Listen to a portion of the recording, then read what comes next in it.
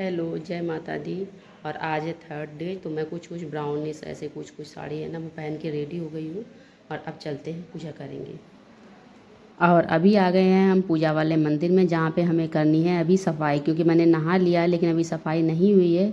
और पूजा की जो जगह होती है ना, जहाँ पे हम लोग पूजा करते हैं, वहाँ पे हमें नहाने के बाद में ही सफाई करनी चाहिए। ऐसा मैंने बहुत पहले से सीखा है। और बाद बाकी आप लोग मुझे बता सकते हो, सजेशन दे सकते हो, क्योंकि मुझे इतना ज़्यादा नहीं आता है। तो अभी जो है ना वो मैंने सारी सामान इधर उधर करके जो है ना पोछा लगा दिया, सारी चीज़ें सेट कर दी। उसके बाद जो पूजा के बर्तन है ना, अब हम इन्हें वॉश करेंगे और उसके बाद हम लोग करेंगे पूजा। लेकिन इससे पहले ही मैंने गाय के गोबर के कंडे जो है ना वो मैंने सुलगा दिए हैं, ताकि उसकी अच्छी सी आग बन जाए। और उसके बाद हम उससे करेंगे हवन और करेंगे पूजा। तो अभी हवन हो चुका है और मैं कर रही हूँ आरती। और देखो, वीडियो का ऐसा है, बच्चे अगर बना देते हैं तो ठीक है, और पूजा के समय मैं चाहती हूँ बस मन से पूजा हो जाए। वीडियो बने तो भी ठीक है, नहीं बने तो भी ठीक है।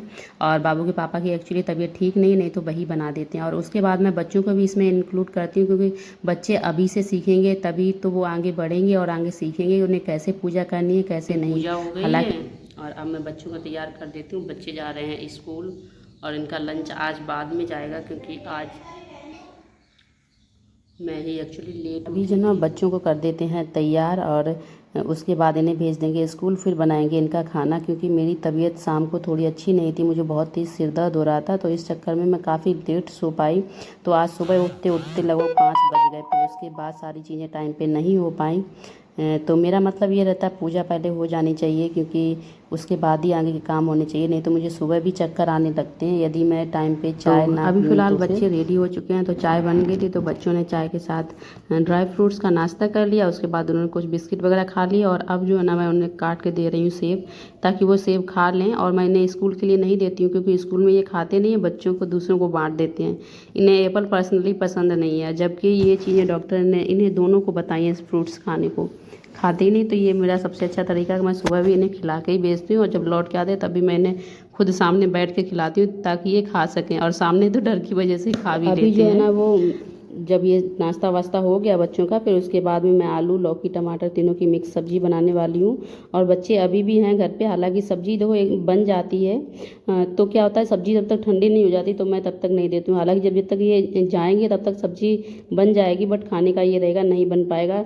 थोड़ा 5-10 मिनट का ही ऊपर नीचे होता है। बट मैं बिल्कुल रिस्क नहीं लेती कि गर्म खाना टिफ़िन में दूँ। हालांकि टिफ़िन जो है ना स्टील के हैं, फिर भी मैं गर्म बिल्कुल भी नहीं रखती हूँ, क्योंकि देखो बच्चे खाएंगे तो ठंडा ही। जब तक उनका लंच होगा, लंच लगभग 10:30 पौने 11 पे होता है, तब तक खाना तो ठंडा ही खाएंगे। तो फिर मैं टिफ़िन में गरम गरम क्यों दूँ, क्योंकि वो टिफ़िन में अंदर ही भाप बनती रहती है ना। फिर खाने में जो चीज़ें होती है ना वो कुछ भी उनके फ़ायदे लायक नहीं रहती। और गर्म खाना टिफ़िन में रख देते हैं तो और भी ज़्यादा अनहेल्दी हो जाता है, इसलिए।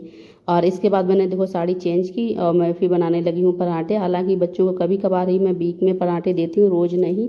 जब मुझे लगता है कि मैं लेट हो रही हूँ या ऐसा कुछ, और मैं पहले सोच रही थी कि मैं लेट हो जाऊँगी, लेकिन लास्ट में जब तक वो गए, उनका टाइम हुआ, तब तक पराठे भी बन गए थे, सब्जी भी बन गई थी। और ठंडी करके बाकायदा मैंने पंखे की हवा में सब रख के मैंने तब उन्हें भेज भी दिया। मेरा ऐसा होता है, पहले मुझे लगता है मैं नहीं कर पाऊँगी, लेकिन फिर भी मैं टाइम पर वो काम कर लेती हूँ। ऐसा ही मेरा फंडा है। तो फिलहाल अब जो है ना मैंने इसके बाद क्या किया, खाना पीना बनाया। फिर उसके बाद मुझे थोड़ा सा प्राणायाम करना था, क्योंकि प्राणायाम डेली लाइफ का अभी है। और अभी सुबह जो प्राणायाम के टाइम है ना, उस टाइम पे पूजा हो रही है। तो फिर प्राणायाम जो है ना वो अभी पूजा के बाद, खाना पीना बनने के बाद में हो रहा है। क्योंकि मेरा तो पूरे दिन पेट खाली रहता है, तो फिर प्राणायाम चाहे सुबह कर लो, चाहे दिन में कर लो, चाहे दोपहर में, उससे कोई फ़र्क नहीं रहता है।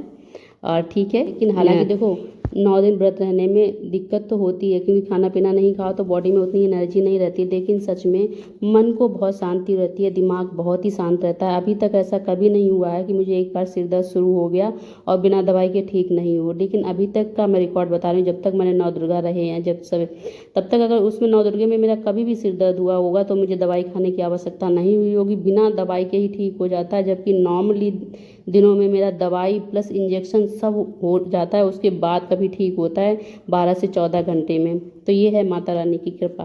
राधे राधे।